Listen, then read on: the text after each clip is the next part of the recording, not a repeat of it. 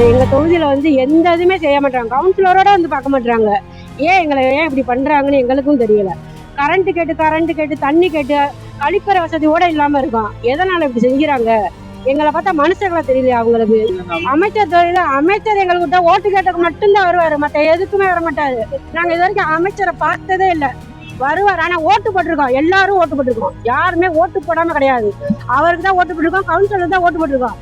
யார் எங்களுக்கு என்ன பண்ணி கொடுக்குறாங்க? எதுவுமே பண்ணி கொடுக்க மாட்டாங்க. நாங்க எல்லாருமே அதுக்குள்ள இருக்கிறவங்க புறாமே எஸ்சி தான். வேற எந்த ஜாதியுமே கிடையாது. எஸ்சி தான் எல்லா பேருமே இருக்கோம். எங்க அண்ணன் திருமணம் அவரும் சொல்லி பார்த்துட்டாரு. யாரு சொன்னாலும் கேட்க மாட்டாங்கன்னா இந்த அரசாங்கம் எதுக்கு நடக்குது? இத்தனை மக்கள் இருக்கோம்ல, இத்தனை மக்களுக்கு இந்த அரசாங்கம் எங்களுக்கு எதுவும் செஞ்சு கொடுக்காதா?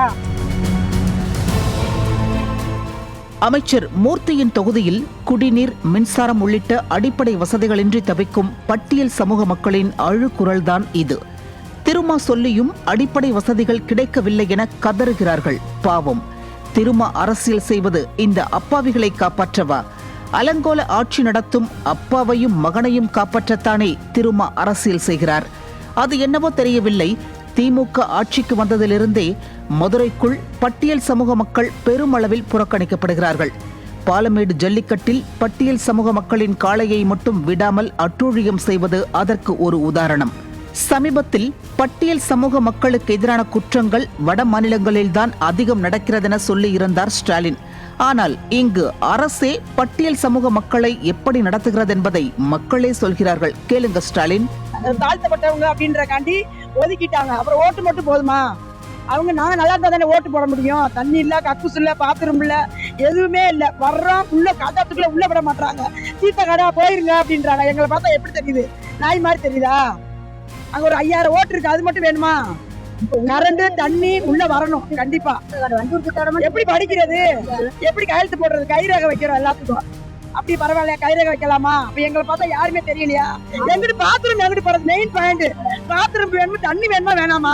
செத்து போனா மட்டும் 108 ஆம்புலன்ஸ் 60 படி பிரேசத்துல அடக்கட்டுமா? தண்ணி வேணும்ல? அந்த ஏரியால பாருங்க.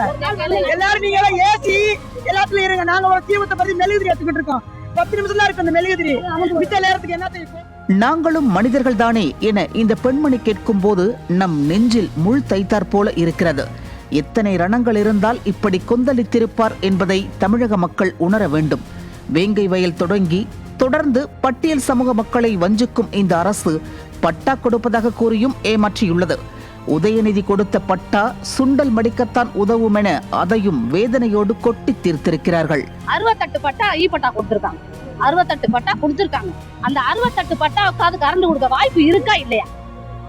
அந்த பட்டா பட்டா கொடுத்தத நெட்டை ஆஃப் பண்ணி வச்சிருக்காங்களாம். அதை போய் செக் பண்ணி பார்த்தா ஒரு இளவு வருது இல்ல. அப்ப அந்த பட்டா கொடுத்து நீ என்ன பண்ண போற? அந்த பட்டா வச்சு நாங்க என்ன பண்ணோம்? சுண்டல் மணிக்க கூட அதை யூஸ் பண்ண முடியாத அளவுக்கு ஆக்கி வச்சிருக்காங்க. பேருக்கு வச்சிருக்காங்க. உதயநிதி ஸ்டாலின் கொத்தக்கடையில முகாம் போட்டு கொடுத்தாங்க அனுமந்த பட்டா. அதுவும் போராட்டம் பண்ணிட்டு அந்த அனுமந்த இது பட்டாவும் 68 பட்டா வாங்கினான் போராட்டம் பண்ணி. அதை வாங்கி ஒண்ணுமே பண்ணல, அப்படியே தான் இருக்கு. இப்போ 2026 வந்துகிட்டு இருக்கு. இப்ப தேர்தலுக்கு வருவாங்க, ஆனா மத்த ஏரியா அப்புறம் சுத்தி வருவாங்க. எங்க தெருவுக்கு வரவே மாட்டாங்க, யாரும் வர மாட்டாங்க. சமூக நீதி, சமத்துவம், சாம்பார் சாதம், பாசிசம், பருப்பு பாயசம் என அப்பாவும் மகனும் உருட்டும் உருட்டுக்களை இனியும் பட்டியல் சமூக மக்கள் நம்பினால் இந்த நிலை மாறவே மாறாது. குறிப்பாக சர்வாதிகாரிக்கு சாமரம் வீசும் திருமாவளவன் போன்றவர்கள் தன்னை கண்மூடித்தனமாக நம்பும் இந்த மக்களுக்கு கிஞ்சித்தேனும் உண்மையாக இருக்க வேண்டும் என்பதே பொதுமக்களின் கருத்தாக உள்ளது. ஆட்சி மாற்றம் ஒன்றே தமிழகம் விடுதலை பெற இருக்கும் ஒரே வழி.